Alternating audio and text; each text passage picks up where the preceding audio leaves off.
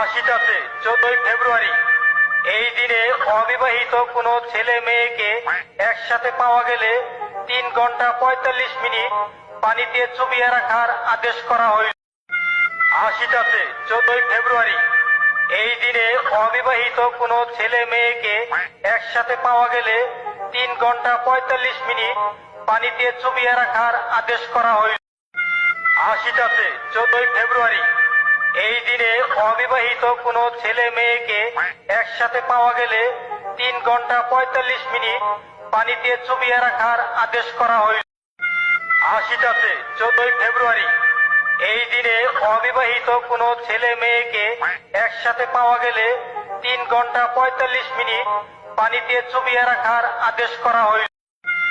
আশিটাতে 14ই ফেব্রুয়ারি এই দিনে অবিবাহিত কোনো ছেলে মেয়েকে একসাথে পাওয়া গেলে 3 ঘন্টা